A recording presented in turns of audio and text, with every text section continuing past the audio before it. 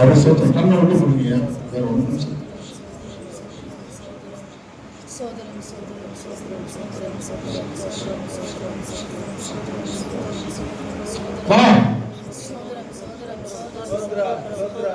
கொஞ்சம் எல்லாம் சோத்திரம் பண்ணிட்டு தூங்காதீங்க. நான் முடிக்க போறேன். வெயிரியா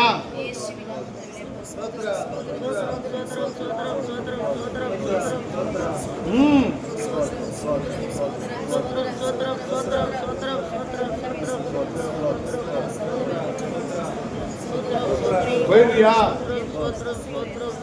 பயிரியா விட்டு வாயை திறக்கணும். சொல்லு. திரும்பயா வந்த சொல்லு சீக்கிரம். அக்கினியை கொட்டுறோம் சீக்கிரம் சொல்லு. உன் பேர் என்ன? பேர் என்ன சொல்லு. உன் பேரை சொல்லிட்டுனா உன்னை விட்டுடுவேன். இதெல்லாம் விட மாட்டேன். அக்கினி நடக்கும். சீக்கிரம் எல்லாம் சோத்திரம் பண்ணு. சோத்திரம் பண்ணு.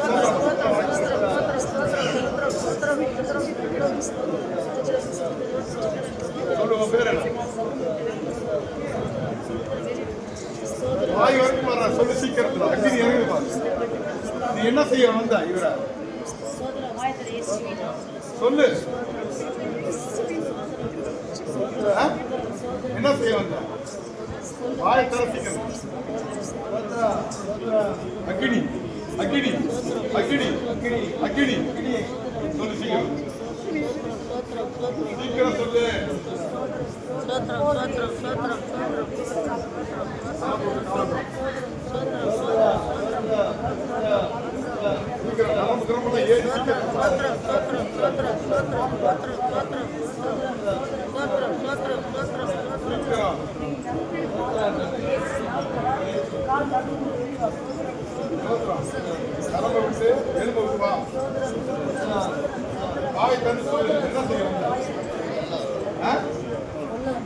சொல்லு. வாய் தந்து சொல்லு. என்ன செய்ய வந்தா? கொல்ல முடியாது. போயிருக்கியா? உன் பேர் என்ன? நான் சொன்னேன் அதானே உன் பேரு. சொல்லு. சொல்ல தைரியம் சொல்லு. உன் பேர் என்ன? நல்லா தெளிவா சொல்லு. எவ்வளவு நாளா இருக்கிற இவன்கிட்ட? 9 வருஷம். பேரியா சொல்லு.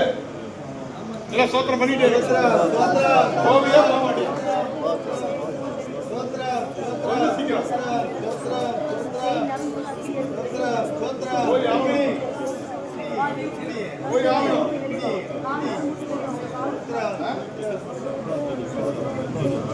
பாரு எல்லாம் ஏற்றுறா சொல்லு.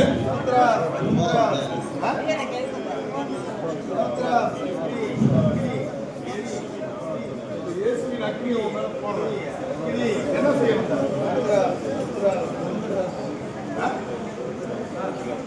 என்ன செஞ்சு போவேன்?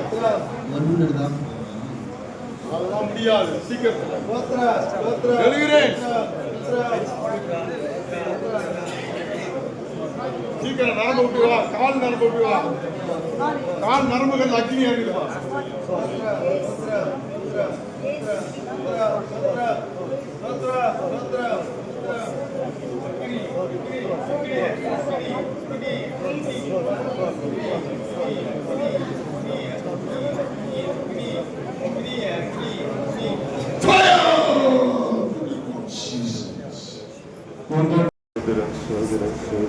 எங்க வந்தீங்க? ஞாபகம் இருக்கா?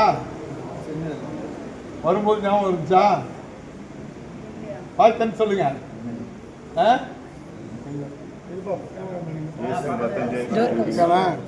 இப்ப எப்படி இருக்குது உடம்பு? சரியா இருக்கா? ஐயா உங்களுக்கு வந்து அரசியல்லையும் சரியா ஏதோ ஒரு தொழிலையும் சரி நீங்க தான் முன்னாடி இருக்கு. ஆனா உங்களை சுற்றி வர்றவங்க உங்களை நண்பர் போல இருந்து இது நாள் வரைக்கும் உங்களை வீணடிச்சிட்டாங்க. இப்ப வாழ்வதா சாவதான ஒரு பக்கம் இருந்தாலும் நான் என்ன தொழில் தொடங்கணும் எது பண்ணாலும் ஒண்ணுமே அவளை கலந்தான வருதுன்னு சொல்லிட்டு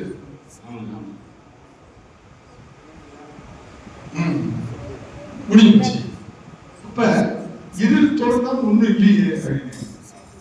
ஐயா, நீங்க யார நம்பிக்கிட்டு யார இவன் எனக்கு நன்மை செய்வான்னு சொல்லி நினைச்சீங்களோ தீமை செய்தவர்கள் மாத்திரம் இல்லாம உங்களுக்கு விரோதமான சூனிய கட்டுக்கலாம்.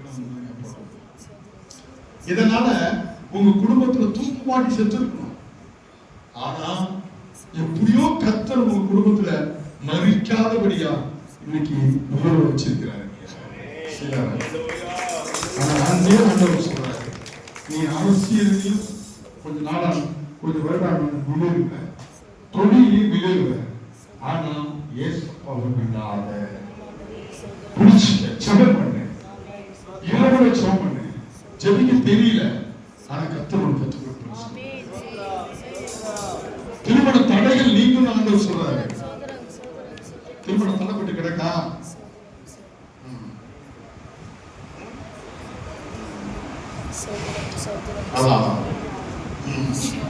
அந்த தடையில் அதுக்கு உதவிங்க அந்த க்ளோஸ் நீ தான் ஜெபம் பண்ணி அது வாங்கணும். அங்க உனக்கு எந்த நன்மையும் வராது. புரியுதா? அவங்க தெரிந்து நீ என்ன பண்ணும், கொஞ்சம் கொஞ்சமா வாங்கறத பார்க்க வேண்டும். 3 விதமான வியாபாரத்துல ஒரு வியாபாரத்தை நீங்க புடிச்சுவீங்க. இப்பொழுது அந்த வியாபாரம் உங்க கைக்கு வருது. புடிச்சுங்க.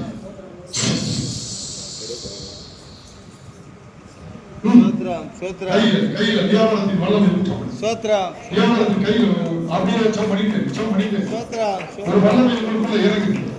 ஒரு வல்லமை இறங்குது பாருங்க. ஒரு வல்லமை இறங்குது.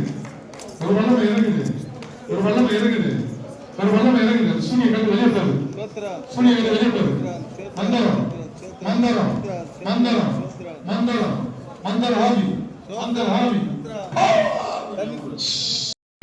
ஆடி வரும். ஒண்ணும் கிடையாதுமா. சரி, பரவாயில்ல.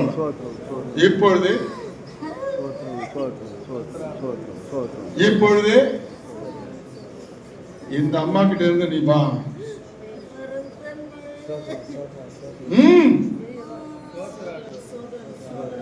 எல்லாரும் கொஞ்சம் சோத்திரம் போடுங்க.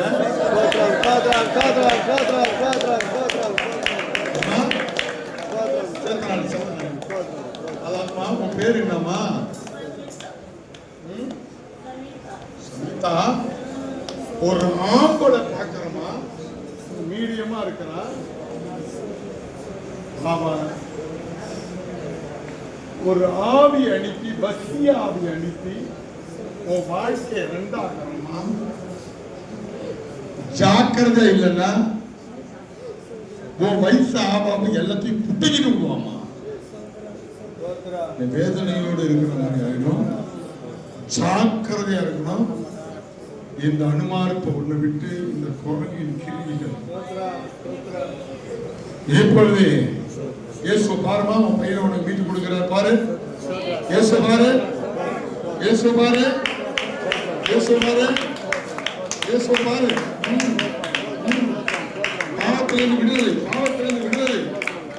பாவத்திலிருந்து விடுதலை.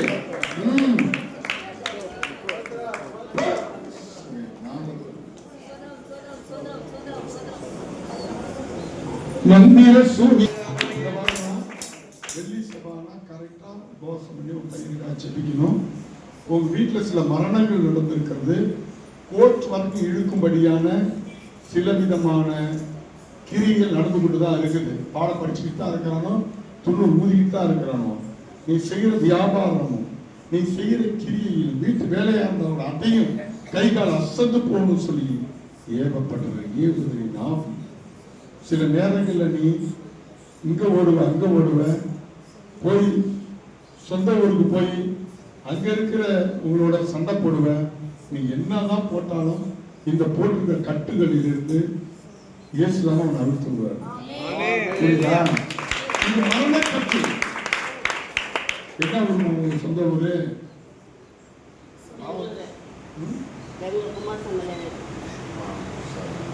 ஓகே. இப்ப ஆண்டவர் கூடவே இருக்கிறாருமா. அதனால இது நாள் வரைக்கும் வயது இருந்த ஒரு நாளும் செத்து பழிச்ச இனி உனக்கு அந்த நிலைமை வராது. ஆனா வீட்டுக்கு போனோன்னு சொந்தக்காரன் திட்டுறான், மந்தகாரன் திட்டுறான்னு அப்படியே மாறினா இது ஒரு சாக்கா வச்சு உன் வீட்டுக்குள்ள வரும். புரியுதா? உன் கணவர் பேர் என்னமா? அவர் என்ன செய்யறாரு? அதெல்லாம் கேட்டான். அதான் மரண ஆவி. புரியுதா? அந்த மரண ஆவி என் பிள்ளை புரிய கூடாது ஆண்டவரே சொல்லி நீ மன்றாடி செபிக்கணும். காலில் பார்த்தா காலில் மரம் ஏறுதா? அது உனக்கு இருக்கிற கிரியை. அது மாத்திரம் இல்லாம உங்க ஊருக்கு போடினாலே உன்னை சிலர் பேசுகிறதுனால நீ திருப்பி அவங்கள்ட்ட சண்டை நொல்லு பிடிக்கவே கூடாது. உன்னை என்னதான் சொன்னாலும் சரி நீ பாட்டு கம்முனு ஜெபம் பண்ணணும். உனக்கு இன்னும் 3 மாசத்துல கர்த்தர் ஒரு விடுதலையும் உன் பையனுக்கு விடுதலையும் உனக்கு கர்த்தர் பலவிதமான நன்மையை செஞ்சாரு. ஆனாலும் வேலை செய்கிற இடத்துல வீட்டு நினைவே இல்லாத கட்டி உன்னை கட்டி ஒரு டென்ஷன் வீட்டுக்கு வந்தாவே யார் கண்ட்ரோல் பண்ண முடியாத கோபம். வண்டியில ஆக்சிடென்ட் ஆகி வயிறுல நேர் குத்தி மறித்திருக்கிற அளவு உனக்கு சில கிரிகள், சாப கிரிகள் இருந்தது. கெட்ட பழக்கங்கள் உனக்குள்ளே வந்திருக்குது. எல்லாம் ஒரு சாபம்.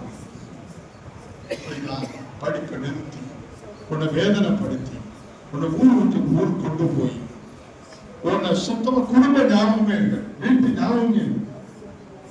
கர்த்தரோ கொண்டு நேரத்தை கொண்டு வந்திருக்காரு. புரியுதா? உங்க வீட்டுல யாராவது வந்திருக்கிறாங்க சொன்னதுதான் சொன்ன கற்றாங்க. படிப்பை நிறுத்துறது என்ன தெரியுமா? நீ பண்ணிக்கிட்டு இருக்கிற அந்த காரியங்கள் உன்னுடைய படிப்பை நிறுத்தி போச்சு. இல்லைன்னா நல்லா படிச்சு எல்லாரும் எங்க வீட்டு புருஷன் எங்க வீட்டுக்காரன் கச்சேரிக்கு போறாங்க. அதுதான் உன் கதை. படிப்புல இல்ல, உள்ள விஷயம் இல்லை. ஆனா உனக்கு விஷயம் நிறைய இருக்கு, ஞாபக சக்தி இருக்கு, படிக்கணுங்கிற ஆர்வம் இருக்கு. இப்ப விட நீ அதிகமா எடுக்கிற அந்த கிரி இருக்குது. ஆனா எல்லாமே கட் உண்மையிலப்பா. அதைத்தான் சொன்னேன் ராஜா. வா வெளியில வா. கெட்ட பழக்கங்கள் உனக்கு உன்னை அறியாமலே வாய்ப்புல வருதப்பா. சில கெட்ட பழக்கங்கள் புரியுதா? இரவு நேரத்துல உனக்கு ஒரு பயம், ஒரு திகில். இந்த திகில்னால எத்தனை நாள் இனம் புரியாம இருந்திருக்கிற. புரியுதப்பா? கவலம் எப்பொழுது சாபத்தின் ஆவி அந்த கட்டுகள் கட்டுகள் உடையுமா? இது சாப கட்டு, இது சாப கட்டு, சாப கட்டு. இயேசுவே வெளில வருவார், வெளில வருவார். அசுத்த ஆவிகள், அசுத்த ஆவிகள், அசுத்த ஆவிகள், அசுத்த ஆவிகள், அசுத்த ஆவிகள், அசுத்த ஆவிகள், அசுத்த ஆவிகள் இயேசுவின் நாமத்தினால்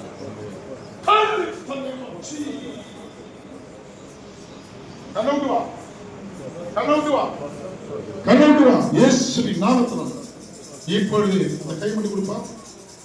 இயேசுவின் நாமத்தினால் வா, கையை வைத்து அப்படியே விசுவாசி ஜெபம் பண்ணிட்டான். என் கையில ஒண்ணும் கிடையாது. விசுவாசி, விசுவாசி, உனக்கு விடுதலை வேணும். விசுவாசி, என் கையில ஒண்ணும் கிடையாது. நான் பாவியான மனுஷன். இப்பொழுது இப்பொழுது டெலிவரிஸ் கிடைக்கட்டும். டெலிவரிஸ் இந்த நாளிலே இந்த பூலோகத்திலே யார் மகிழ்ச்சி உள்ளவர்களாய் இருப்பார்கள் என்று பார்க்கிறோம். பைபிள்ல பாக்கியவான்கள் என்று எழுதப்பட்டிருக்கிறது. பாக்கியவான்கள் என்ற வார்த்தைக்கு மகிழ்ச்சியாய் இருக்கிறவன் என்று பொருள், அல்லது மகிழ்ச்சியான மனிதன் என்று பொருள். ஆண்டவர் சொல்றாரு, இவன் பாக்கியவான் பாக்கியவான் பாக்கியவான் சொல்றாரு. யாரெல்லாம் பாக்கியவான் என்று நீங்க பார்க்க போறீங்க. இங்க சர்ச்சில் நம்ம சபையில உட்கார்ந்துருக்கவங்க எத்தனை பேர் பாக்கியவான், எத்தனை பேர் பாக்கியவான் இல்லை அப்படிங்கிறது இன்றைக்கு நாம் பார்க்க போகின்றோம். 1 நாளாகமம் 22:13 தேவன் இவ்வாறாக சொல்லுகிறார், கர்த்தர் இஸ்ரவேலுக்காக மோசேக்கு கற்பித்த நியாய பிரமாணங்களையும் நியாயங்களையும் செய்ய நீ கவனமாய் இருந்தால் பாக்கியவானாய் இருப்பாய். நீ பலம் கொண்டு தைரியமாய் இரு, பயப்படாமலும் கலங்காமலும் இரு. இது யாருக்கு சொன்னதுன்னா, இது நியாயப்பிரமாண புஸ்தகத்தில் எழுதப்பட்டிருக்கிறது. அதை அப்படியே நாளாகம புஸ்தகத்திலே சொல்லுகிறார்கள். அதாவது ஜனங்கள் இஸ்ரவேலின் தேவனாகிய கர்த்தர் மோசையோடு பேசின போது ஜனங்கள் என்ன நினைச்சாங்க அப்படின்னு சொன்னால், இது மோசையோடு மாத்திரம் பேசி இருக்கிறார் ஆண்டவர், இது மோசைக்கு அவங்க ஜனங்களுக்கு மட்டும்தான் சொந்தம், இது இஸ்ரவேல் தேசத்திற்கு அந்த மக்களுக்கு மட்டும்தான் சொந்தம் என்று அவர்கள் நினைத்துக் கொண்டிருந்தார்கள்.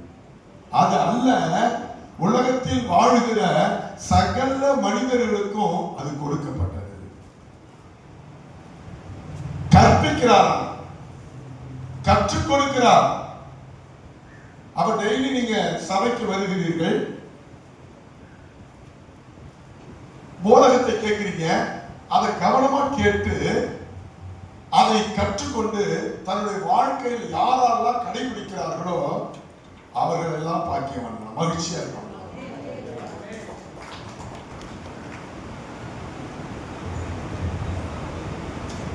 எங்க ஊர்ல அடிக்கடி ஒரு சம்பவம் சொல்லுவாங்க. ஒரு வாத்தியார் பாடம் நடத்திட்டே இருந்தான், ஒருத்தன் வேலையே பார்த்துட்டு இருந்தான். அவனை பார்த்து கேட்டாரா வாத்தியாரு, எப்பா நான் நடத்துறது பாடம் உனக்கு நுழையுதா காதுல அப்படின்னா, நுழையுதா அப்படின்னு கேட்டான். அவன் சொன்னானா, சார் எல்லாம் நுழைஞ்சிச்சு, வாழை மட்டும் நுழையல சார்.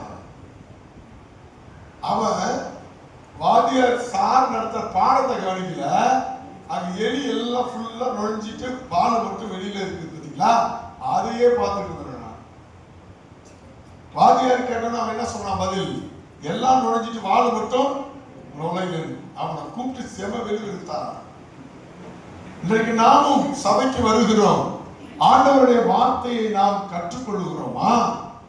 கற்றுக்கொண்டு அதை வாழ்க்கையிலே கடைபிடிக்கிறவர்கள் யாரோ அவர்கள் வாழ்க்கை முழுவதும் மகிழ்ச்சியா இருப்பார்கள்.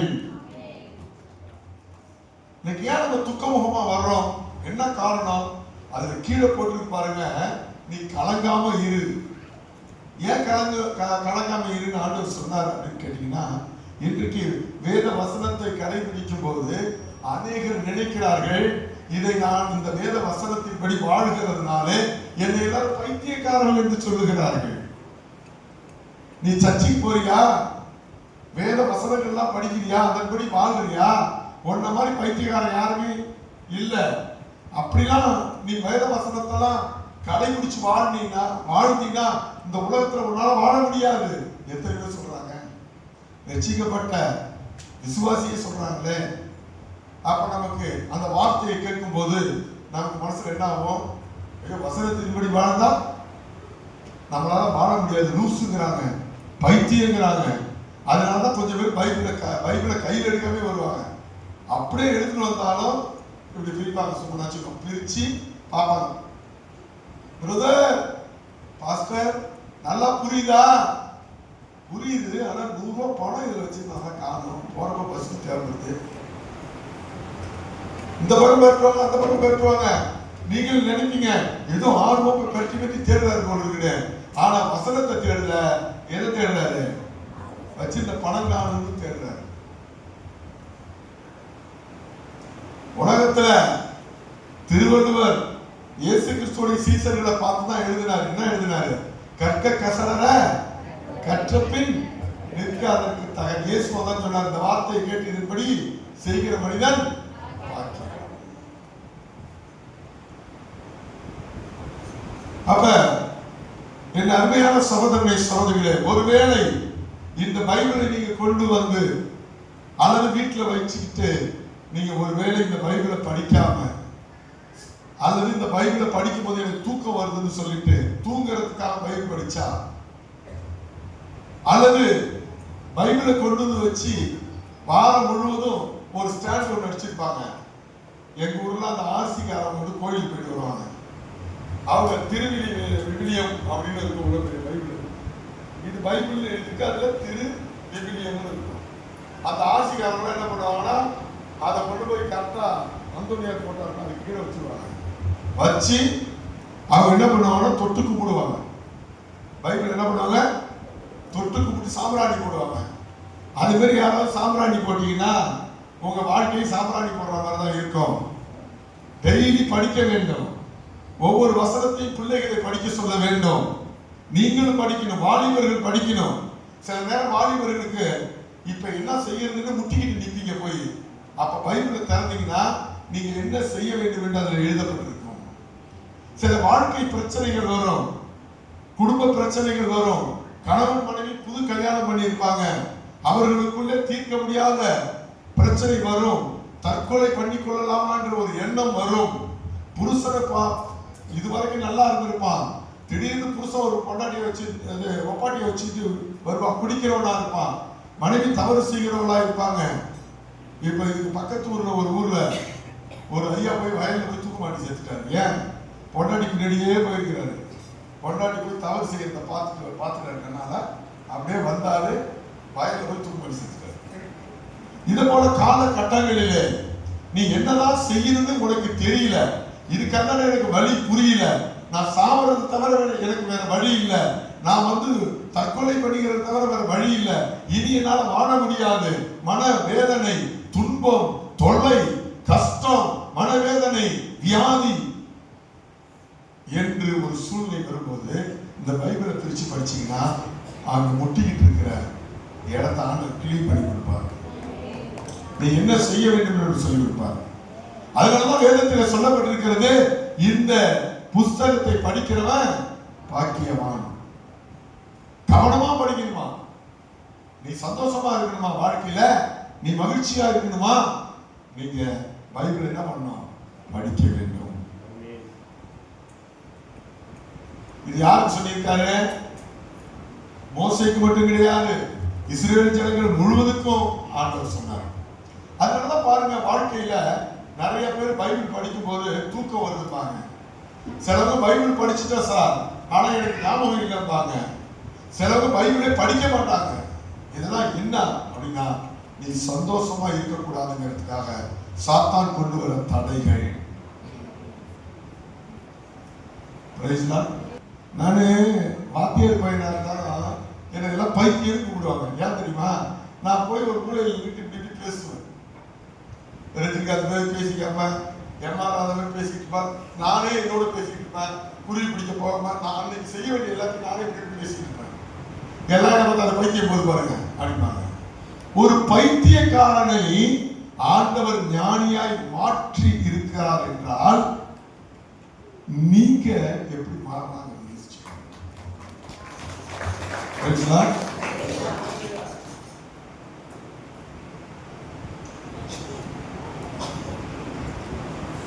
அடுத்ததாக யோபு 5:17 இந்த வசனம் இருக்கிறது. இதோ தேவன் தண்டிக்கிற மனுஷன் பாக்கியவான், ஆகையால் சர்வ வல்லவருடைய சிச்சையை அற்பமாக எண்ணாதே.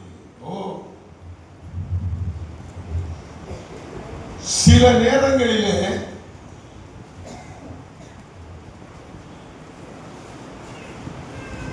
மனிதனை கடவுள் தண்டிக்கிறார். நீங்கள் நேர்மையாக உண்மையாக ஆண்டவருடைய சித்தப்படி நீங்கள் வாழ்ந்தாலும் ஆண்டவர் உங்களை தண்டிக்கிறார் அல்லது சிச்சிக்கிறார். ஏன் அப்படின்னா, இத எந்த புஸ்தகத்துல நம்ம பார்க்கிறோம்னா யோபு புஸ்தகத்துல பார்க்கிறோம். ஏன் யோபுவை போய் ஆண்டவர் தண்டிக்கிறார் என்றால், யோபு எந்த பாவமும் செய்யல. சரி. அவர் ஆண்டவருக்கு துரோகமும் செய்யல. சரி. ஆண்டவருடைய கட்டளைக்கு கீழ்ப்படியாமல் ஒரு மனிதனும் இல்லை யோபு. யோபு ஆண்டவருடைய சித்தத்தை செய்கிற ஒரு மனிதனாக இருந்தார். அவரே யோபுக்கு தண்டனை வந்தது. யோபின் பிள்ளைகள், யோபின் சொத்துக்கள், யோபுக்கு தீர்க்க முடியாத வியாதிகள்லாம் ஏன் வந்துச்சு? யோபுவை சாத்தா பார்க்கிறான்.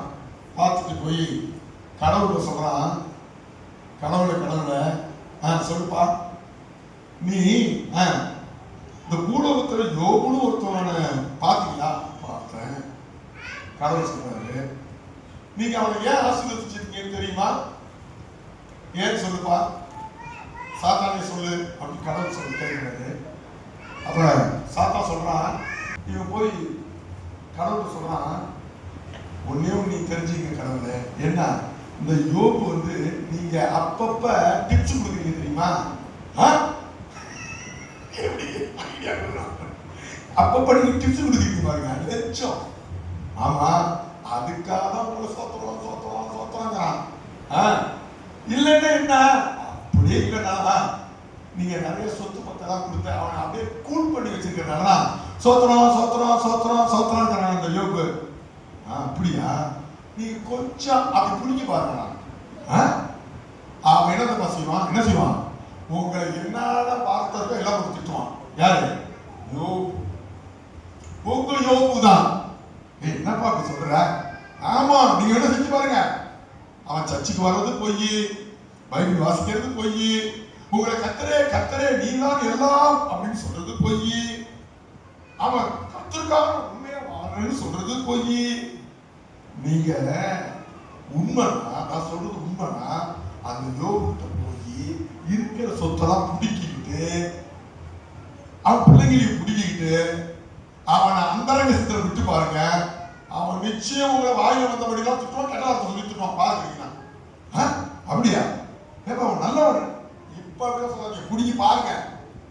அப்படியா? சரி, நீயே பிடிக்கப்பா, போப்பா.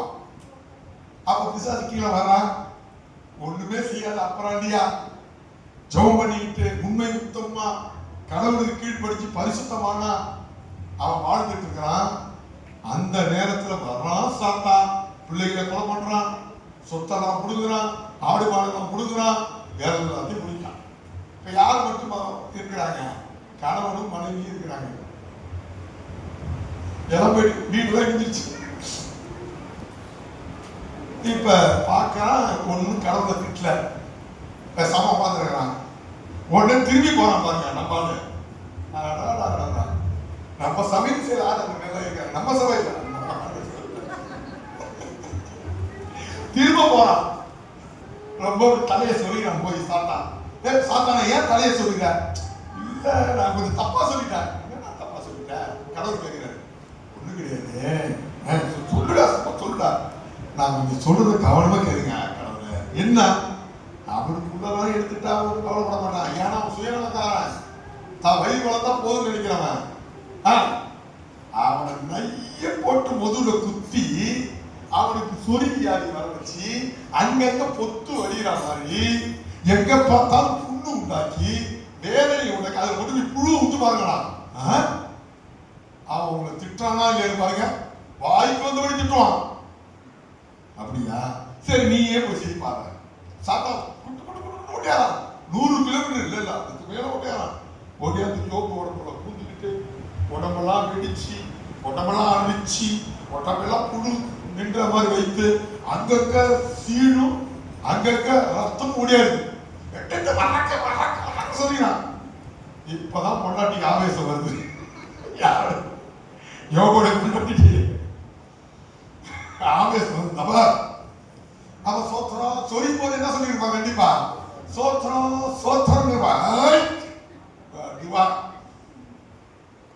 சரி. இப்பதான் என் கெட்ட குணம் தெரியாது உனக்கு. சோத்திரம் சொல்லாத. சோத்திரம் யாரு? யோகோட பொண்டாட்டி. என்னடி சொல்லுடி, நான் சொல்றது கவனமா கேளு. என்ன தண்ணி நீ சொல்றதுதான் நான் கேட்டுட்டு இருக்கிறேன். வேற எனக்கு என்ன வேலை சொல்லி? மரியாதையா இந்த இயேசு அல்லது இயேசுவோட அப்பா வந்து யாராதான் இருக்கட்டும், வாய்க்கு என்னென்ன வார்த்தை இருக்கோ எல்லாத்தையும் சொல்லி திட்டு. தானா சாவாத, தானா சாவு வந்தாலும் செத்து போயிடு, ஆனா திட்டிட்டு சாவு. வரலையா நாண்டு கொண்டு சாவு, தூக்குப்படி சாவு மாதிரி சாவு, எழுதி சாப்பிட்டு. இந்த தோத்திரம் ஆத்திரம் போடாத, எனக்கு எரிச்சல் வந்துடும். ஏய் சும்மா ரெடி, சும்மா இருக்க மாட்டேன், நீ செஞ்சே ஆகணும். உன் வாயில கெட்ட வார்த்தை பேசணும், அதை நான் பார்க்கணும். நாடு கொண்டு நீ சாவணும். என் பிள்ளைகளே செத்து போச்சு, நீ என்னடா இருந்து என்னடா பையனு? என் சொத்து பத்தெல்லாம் போச்சு, நீ இருந்து என்னடா பழந்து சாவு. உடனே சொல்றாரு, கொஞ்சம் வயசானதா இருப்பாருன்னு நினைக்கிறேன். கர்த்தர் கொடுத்தா கர்த்தர் எடுத்தாரு, கர்த்தருக்கு சில நேரங்கள்ல நாம ஆண்டவர் நம்மை தண்டிப்பார். எதுக்காக தண்டிப்பார் அல்லது சிச்சிப்பார்? எதுக்காக சிச்சிப்பார்? உடனே நீங்க நினைப்பீங்க, ஐயோ நான் என்னமோ பாவம் செஞ்சுட்ட போல இருக்கு, என்னமோ வேதனை செஞ்சுட்ட பிறகு கர்த்தர் என்னோட என் மேல கர்த்தர் பிரியமா இல்லை போல இருக்கு அப்படின்னு நீங்க நினைச்சீங்கன்னா அந்த காரியத்தை விட்டுடுங்க. கர்த்தர் உங்க மேல அதிக பிரியமா இருக்கிறார். அதனாலதான் யோபு பரிசோதிச்சு பார்த்த பிறகு அவனுக்கு இன்னும் சொத்துக்களையும் அதே பிள்ளைகளையும் கர்த்தர் கொடுத்தார். அவர்கள்தான் சொல்லப்படுது, நீ கர்த்தரால் தண்டிக்கப்படுறியா, நீ கர்த்தரால் சிச்சிக்கப்படுறியா? திடீர்னு வியாதி வரும். நீங்க நினைப்பீங்க நான் ஒரு பாவமும் செய்யலையே, எனக்கே திடீர்னு வியாதி வந்துச்சு. வாழ்க்கையில திடீர்னு போராட்டம் வரும். நீங்க நினைப்பீங்க, ஆண்டவரே நான் என்ன பாவம் செய்தேன்?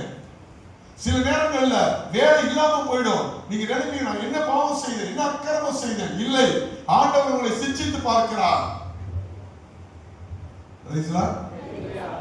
நான் ஒன்று சொல்றேன்னா, இந்த ரூத்து கணவன் சாவலினா ரூத்துங்கிற ஒரு வரலாறு இருக்குமா? கணவனே செத்துட்டாங்க, ஆனா அந்த அம்மா உறுதியா இருந்தாங்க. அவங்களுக்கு ஒரு சரித்திரம் இருந்தது. அப்ப வேதம் என்ன சொல்லுது சொல்லுங்க? இதோ தேவன் தண்டிக்கிற மனுஷன் பாக்கியவான், மகிழ்ச்சியான மனிதன். Praise the Lord. ஆகையால் சர்வ வல்லவருடைய அந்த தண்டனை நீங்க என்ன பண்ணக்கூடாது, அந்த சிச்சையை நீங்க அற்பமாய் எண்ணக்கூடாது, கேவலமா நினைக்க கூடாது. இந்த கடவுள்கிட்ட போனதுனால தானே எனக்கு இப்படி வந்துச்சு, இந்த இயேசுவை ஏற்றுக்கொண்டதுனால தானே எனக்கு வறுமை வந்துச்சு, இயேசுவின் பிள்ளையா நான் மாறின பிறகு தானே என் சொந்தக்காரங்க எல்லாம் என்னை பார்த்து இழிவாயும் என்னை பார்த்து கிண்டலும் பண்றாங்க. இந்த இயேசுவை நான் ஏற்றுக்கொள்ளாம இருந்திருந்தா நான் நல்லா இருந்திருப்பேனே, இந்த இயேசுவை நான் துதிக்காம அவருக்கு நான் உண்மையா இல்லாம இருந்திருந்தா இந்த ஊர்ல நான் பெரிய மனுஷனாக இருப்பேனே என்று சொல்லி நீ இயேசுவை அற்பமா நினைக்காதே. ஆண்டவரால் தண்டிக்கப்படும் போது அவரை புகழ், ஆண்டவரால் சிச்சிக்கப்படும் போது அவரை புகழ்ந்து பாடு, அதிகமா ஜெபம் செய், ஆண்டவரை உயர்த்தி பேசு என்று வேதம் சொல்லுகிறது. ஏன்? நீங்க தண்டிக்கப்பட்டீங்கன்னா, சிச்சிக்கப்பட்டீங்கன்னா நீங்க பாக்கியவான்களா? யாராவது நம்மள அப்படி பாக்கியவான்கள் இருக்கீங்களா? இருந்தீங்கன்னா நல்லது. Praise the Lord.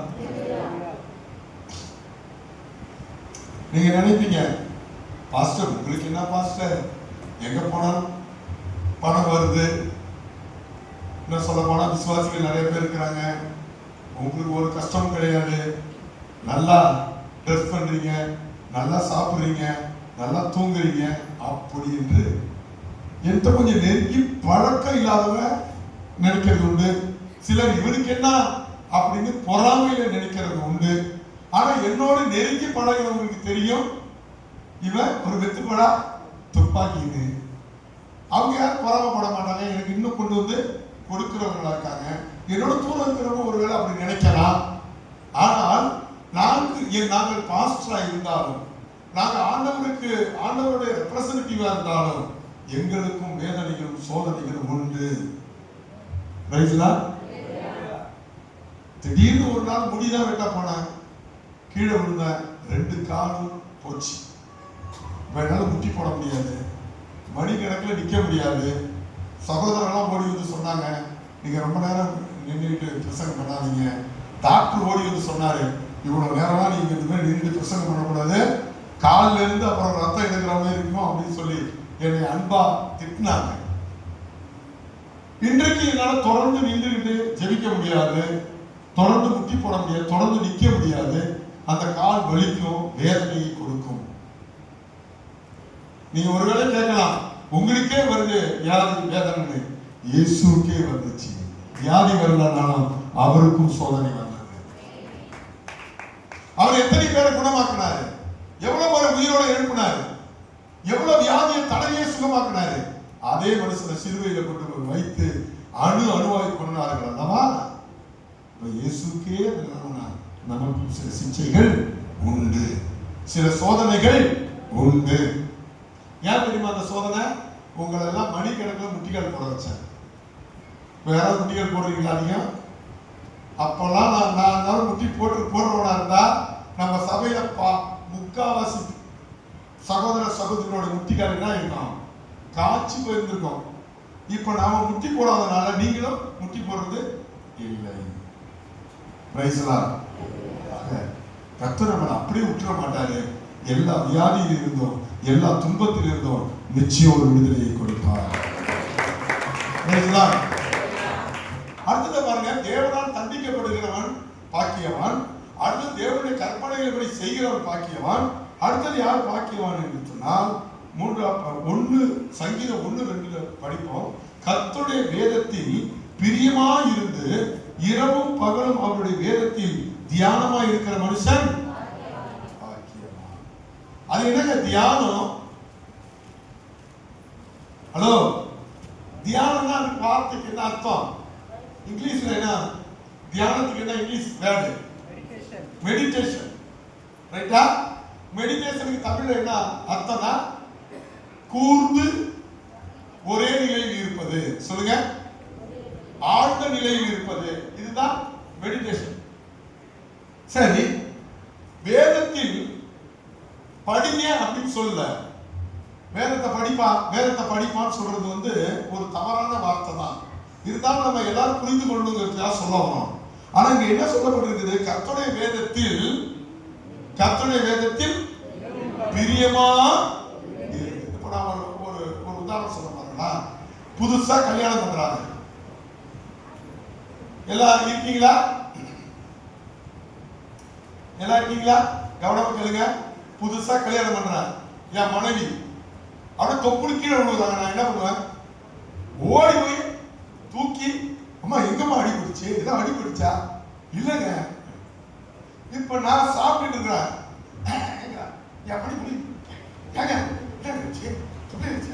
கேட்பாங்க. 2 பிள்ளை பார்த்தோன்னே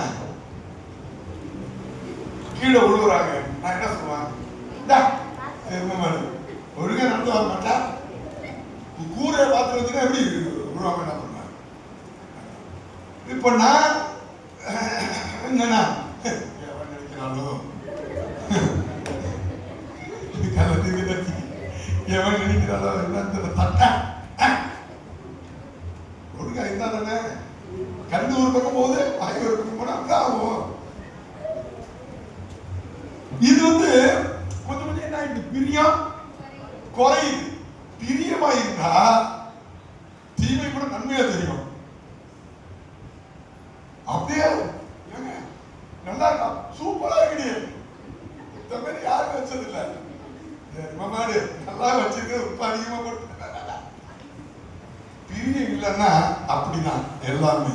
அல்லேலூயா. வேதத்தில் பிரியமா இருக்கணும். யாரெல்லாம் பிரியமா இருக்கீங்க வேதத்துல?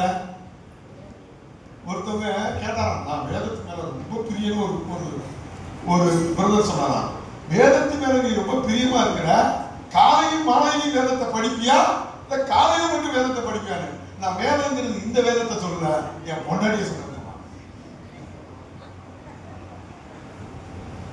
அந்த பிரியமும் கிடையாது. வேதத்தின் பைபிள் மேல பிரியமா இருக்கிறவங்க யாரும் கை தூக்குவோம்.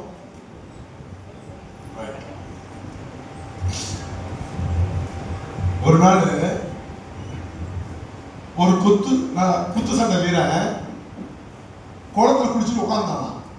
அவனை கிண்டல் பண்றதுக்காக ஒருத்தன் என்ன பண்ணானா, நீ பெரிய குத்து சண்டை வீரன்னு எனக்கு தெரியும், இப்ப என்ன குத்தி பாருன்னு இந்த முடிய பிடிச்சிக்கிட்டான். தூங்கி இருந்தவர் முடிய அவர் கம்முன்னு உட்கார்ந்தான். உடனே அவன் உதவியாளர் வந்து சொன்னான், ஒரு குத்தவனை விட வேண்டியதான, குளத்துல தள்ள வேண்டியதான. அப்பதான் அந்த குத்து சண்டை வீரர் சொன்னாங்க, வாழ்வது நான் அல்ல, எனக்குள் வாழ்வது கிறிஸ்து. என்ன ஒருத்தன் அடிச்சுட்டான். நல்லா கேட்டுங்க, வேதத்துல பிரியமா இருக்கிறதுனா என்னன்னு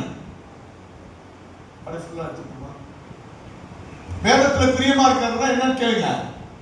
அந்த ரோட்டுக்கு நான் போனேன், சுவிசேஷ கூட்டம் வைக்கணுங்கன்னு ஒருத்தர் கேட்டேன். அவர் என்ன ஜாதி காரணம் எல்லாம் ஜாதி என்ன சொல்லுவாங்களா? நான் சொல்றது 20 வருஷத்துக்கு முன்னாடி செவல ஊர், நம்ம சிஸ்டருக்கு தெரியும், சிஸ்டர் செவலானி ரொம்ப மோசமான ஊர். அங்கெல்லாம் வந்து 20 வருஷத்துக்கு முன்னாடி இங்க தாழ்த்தப்பட்டவர்கள் ஆதி திராவிட மக்கள் வந்து சைக்கிள் ஏறி போகக்கூடாது, முண்டாஸ் கட்டக்கூடாது, அந்த மாதிரி காலத்துல தான் வந்து ஊழியம் செய்யறேன். நான் போய் என்ன பண்ணேன்னா கேட்கிறேன், இந்த மாதிரி சுவிசேஷம் கூட்டம் வைக்கணும், அனுமதி கொடுங்க, உனக்கு அனுமதி வேணுமான்னு சொல்லிட்டு விட்டுட்டாங்க. நான் போய் எஸ்தர் மாவட்டத்தில் ப்ரேயர்லாம் முடிச்சுட்டு நானும் சிம்சோன் வரோம். எங்க சிம்சோனு தம்பி வளைச்சுக்கிட்டு சும்மா கரெக்டாக குறியா பார்த்துட்டு இருந்துக்கிறானோ, வளைச்சுக்கிட்டு செம அடி 2 பேரும் அடிக்கிறானோ. சிம்சோனுக்கு ரத்தம் வருது வாயிலிருந்து. எனக்கு அவன் வரலன்னா என்ன முழுசு அடிச்சுதான் நீங்க செத்துதான் போயிருக்கணும். அந்த அடி சும்மா கிழியுது, அங்கங்க ரத்தம். சரி அடி கிடியே வாங்கிட்டு வந்துட்டோம். அப்புறம் அவனை போலீஸ்ல எப்படியோ ஏதோ ஒரு தகராறு வந்து பிடிச்சிட்டு போயிட்டு என்னை வந்து கேட்கறாங்க, இவனை வந்து நீங்க எழுதி கொடுங்க, இவன் சரி கிடையாது, இவனை வந்து தூக்கி உள்ள போடணும் அப்படின்னு. அப்ப நான் பைபிள்ல என்ன சொல்லியிருக்குது, போய் உள்ள போட சொல்லியிருக்கா? என்ன சொல்லியிருக்குது? அவருக்கும் அடி தாங்க. எனக்கு இன்னைய வரைக்கும் இந்த படத்துல வலிக்கு சில நேரங்கள்ல அடி செம அடி. போலீஸ்காரன் கேட்கறாங்க, நீங்க எழுதி கொடுத்தே அவங்க சாருங்க, வேணாங்க அவரை மடிச்சு விட்டுறணும். அப்ப போலீஸ் மடிச்சு விட்டோம், நீ தான் காசு கொடுக்கணும். எவ்வளவு? 5000. எத்தனை வருஷத்துக்கு முன்னாடி? எவ்வளவு வருஷம் இருக்கும் சொன்னது? 10 வருஷத்துக்கு முன்னாடி 5000 50,000 5000 பணத்தை கட்டிட்டு அவன் மேல பெட்டிஷன் கொடுத்தாங்க. ஏன்னா வேதத்தின் மேல பிரியமா இருக்கணும்னா நீங்க என்ன எப்படி பண்ணணும்? வேதத்தின்படிதான் செய்யணும். எதுவுமே புரியுதா? புரியலையா? ஒரே ஒரு வசனம் மட்டும் படிச்சுட்டு உங்களுக்காக ஜெபிக்க போறேன்.